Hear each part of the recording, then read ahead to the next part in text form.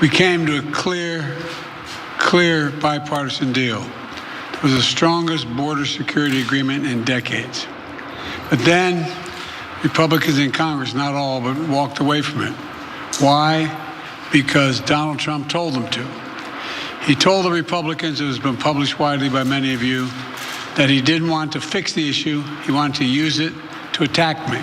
So today, I'm moving past Republican obstruction and using the executive authorities available to me as president to do what I can on my own to address the border. Frankly, I would have preferred to address this issue through bipartisan legislation. A rare sight with President Joe Biden vocally calling out Republicans for essentially listening to Donald Trump and killing the bipartisan Senate bill that did seek to reform immigration, although do so in a way that was far more favorable to what conservatives have been demanding for decades. Now, today, President Joe Biden has decided, all right, well, since you guys decided to destroy that bill, I'm gonna go ahead and sign an executive order on immigration, which would give him the power to shut the border down should there be a massive influx of asylum seekers attempting to cross the border through non-legal ports of entry. So that's an important element to the story to keep in mind, and we're gonna revisit that in just a moment. But it's also important to keep in mind that this executive order will run into legal challenges. In fact, the ACLU is already giving comments to the press discussing the lack of constitutionality with this executive order. And back in 2018, Donald Trump attempted to implement an extremely similar asylum ban, and that was struck down in the federal courts. Now, current law also allows people to ask for humanitarian protection no matter how they enter the country. And so legal experts say that Biden's order likely will be struck down because of that. Now, the legal justification, though, for the Biden ban on asylum seekers, people briefed on the order said, stems from a section of the Immigration and Nationality Act known as Section 212F. That provision says the president can suspend the entry of foreigners if he finds that the entry of aliens or any class of aliens into the United States would be detrimental. And I should let you know that it's also the exact same section of immigration law that Trump used to justify his asylum ban, and obviously it didn't work because it got struck down in the courts. So my point is, Biden's executive order today will be challenged in the courts and very likely will be struck down in the courts because this has already happened, and it's happened in 2018 under Donald Trump.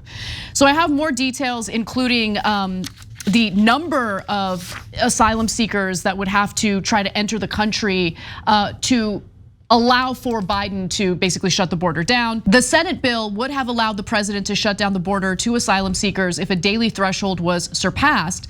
The order is designed to mimic that provision at 2,500 illegal crossings a day, and that's according to people who were briefed on the order.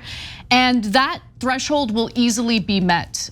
Just to give you an idea, in May, the Border Patrol arrested about 3,500 migrants crossing the border a day, down from a recent high of about 10,000 a day in December, according to people familiar with the matter. So I don't think that this is a real solution. I don't think this is even a Band-Aid on a very obvious problem with this broken immigration system. But this is, in my opinion, done for political reasons, and I'll get to why I believe that in just a moment. But I'm curious what you think, Cenk. Pausing here to deliver some honest truth as we do in our news coverage as well. TYT is facing challenges, guys, as the entire industry is. You know who could make the difference? You. If you hit the join button below, it's gonna make all the difference and keep us in business. We appreciate you, thank you. This is dumb and everything about this is dumb. So let me explain all the different ways that this is ridiculous. So number one, this is obviously just political theater because, as Anna already explained, Trump already tried this same exact thing and the courts voted it down.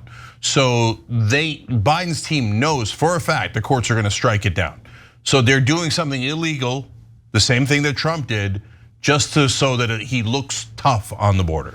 So that's a dumb way to approach this issue. Second is, the flow is much lower now of undocumented immigrants than it was a couple of months ago. Much lower, okay? So did Biden do anything tough in the meanwhile? No, he literally hasn't done anything because the Republicans blocked it. So what happened? I thought it was like our actions that dictated. If Biden comes into office, they pour in. If Trump comes into office, no one comes. These kind of dumb conversations. Ebbs and flows. The ebbs and flows of undocumented immigrants is based on the home countries. When Venezuela explodes, we get lots of Venezuelan immigrants. When there's a terrible cartel violence in Mexico, we get more immigrants from Mexico. But no one ever addresses the actual issue. Instead, we all argue like dumbasses about things that don't matter and don't affect it at all. So this is a just giant waste of time. So can I jump in real quick? There's one point of clarification that I think is important, because Biden, when he first got elected into office, after he got inaugurated, he did reverse some Trump era immigration policies. One of them was the Remain in Mexico plan, which had asylum seekers literally remain in Mexico until their asylum claims were heard. So Biden gets elected and he keeps his promise to voters. I mean, voters wanted to reverse this and he reversed it. Soon after that, there was a pretty big influx of migrants trying to cross the border. And Biden was asked at that time whether he regretted reversing Trump's orders. And he's like, no, I should have done it faster.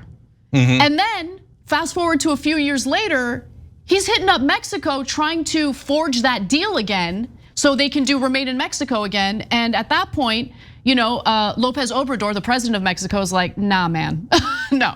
Yeah. Wasn't willing to play ball like he was willing to do with Trump for some reason. Yeah, so look, let me be clear on a couple of things. It's never 0 and 100, right? It's always some sort of gradation in the middle. So the overwhelming majority of the issue is from the home countries. Can we do things differently here that could make a difference? Like having a lot more judges process these cases quicker, yes. Having more border patrol to stop more people coming in, yes. So there are things we can do to make a difference, but they are overshadowed by what's going on in the home countries, which is a much, much larger factor, but a factor that we never, ever discuss in America. I'm the only person, well, I guess, who also ran for president, but in media, et cetera, that talks about doing a Marshall Plan for these countries so they don't have a reason to come here. But I know, helping other countries that aren't killing innocent civilians with bombs, well, that doesn't help the defense contractor, so that doesn't get done, right? So let me go to the third thing that's dumb in this, which is people constantly saying there's an open border. There is not an open border. And when Biden does this, he makes it appear like there's an open border. Look at every story that we read, you guys, and the quotes that we show. 3,500 people arrested at the border. 10,000 people in earlier months when the flow was gigantic. 10,000 people arrested at the border. And that's how we know how many people are coming in. Well, if it's an open border, why are we arresting them? No, we arrest them, that's not the real issue. The issue is, do you release them into the country or don't you? And that is so explosive and so hard to adjudicate, because both Democrats and Republicans, the voters, are kind of conflicted on that issue. They're not sure what they want on that issue, so we never address it. So the two largest factors, should we release or not release, and what's happening in the home countries, are not at all addressed. Instead, we play silly little games. So, and look, this is an incredibly difficult and complicated matter. Anyone who claims that it's easy is lying to you, because, Cenk, you make a really good point, right? What can we do to improve conditions on the ground in the home countries so people don't feel the need to try to come immigrate here, right? And by the way, let me just also note, obviously, a healthy immigration system is a good thing. Okay, immigrants tend to be incredibly motivated people. Like, you want those kinds of people to come to this country, but obviously resources are finite and you can't just have open borders and allow anyone to come in. You have to have a better system to process these people, see if their asylum claims are legitimate asylum claims. The other issue is, if you're coming into the United States seeking asylum for economic reasons, well, asylum doesn't cover economic reasons. And a lot of the migrants coming in are coming here for economic purposes, but they're taking advantage of an asylum loophole where, the smugglers essentially tell them, just say that you're leaving your home country because you're afraid for your life. Look, there's a solution here that Democrats will be uncomfortable with, and maybe some Republicans as well, which is that we don't release them. But if you're arrested at the border and you're asking for asylum, we're not going to deport you. We're going to give you a real asylum hearing.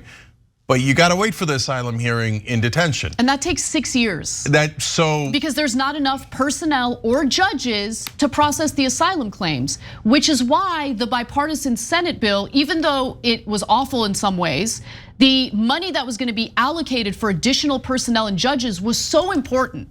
You know what I'm saying? Yeah. And this executive order doesn't allocate resources. He can't do that unilaterally. He would need Congress to allocate the resources. So look, here, one more thing about the Marshall Plan. So who's our top trading partner? Obviously our best ally, Israel, right? That's why we funneled them so much. Oh no, it's not Israel? Well, then it must be the UK or China. China's gigantic. No, it's Mexico. Mexico is our top trading partner by a lot, okay? So we have given $300 billion to Israel because they're such an important ally, we hear, over the years. If we had given $300 billion to Mexico, there'd probably be no illegal immigration at all, because Mexico would be a flourishing, amazing economy and democracy. And people from, even if they're coming from Latin America or South America, they'd stop at Mexico. They wouldn't bother coming to America. Instead, we've done almost nothing to help our neighbors. We funneled all sorts of money to Israel, Egypt, Saudi Arabia, etc. And now we have this giant undocumented immigrant problem, and we wonder why it happened. So, but our politicians, they don't want to solve the problem. All they want to do is play theater. So this is nothing but theater on a case that is definitely going to be a policy that is definitely going to be struck down. And they know it. That was the whole internal debate in the White House. Yeah, and final thing I'll say is that the idea that Biden is going to win political brownie points by being tougher on immigration through this executive order, it's just a ridiculous idea. Like, look, there were a group of Democratic lawmakers who apparently penned a letter to Biden begging him to do this executive order for their own political purposes, because they don't want Democrats to appear weak on immigration. But you're not gonna outright wing the right wing on immigration proposals. You get what I'm saying? So yeah, that's so right, Anna. If you're talking about, now if we're talking about politics rather than policy, Joe Biden looks pathetic. So I'm sorry if I break your heart if you're a Democrat, but I gotta be honest with you guys. So when he's flip-flopping on remain in Mexico, I'm against it, I'm in favor of it. Now all of a sudden he's doing the Trump policies, and he went to the border on the same day that Trump did and begged Trump to do his policies, but Trump wouldn't let him. What do you think that looks like? Looks bad. It looks like weakness. So the one giant advantage that Trump has, he's an idiot, he's terrible on policy, blah, blah, blah. But he comes out and goes, this is what's gonna happen. This is this and this is that. And it projects confidence and strength. And you might hate that works with voters. You might be like, oh, I wish we lived in a more cerebral world where they cared more about his policies and analyzed them. But we don't live in that world. We live in a world where people look for strong leaders. So Trump does that, and Biden goes, Trump, can I please do Trump's policies? I changed my mind. Brother, you got to come up with your own policies and then fight for them so you look strong. But Democrats never do that. They think that that's like an affront to civility to actually fight for policy proposals that their voters love. Thanks for watching The Young Turks, really appreciate it. Another way to show support is through YouTube memberships. You'll get to interact with us more. There's live chat emojis, badges. You've got emojis of me, Anna, John, JR. So those are super fun. But you also get playback of our exclusive member-only shows and specials right after they air. So all of that, all you gotta do is click that join button right underneath the video. Thank you.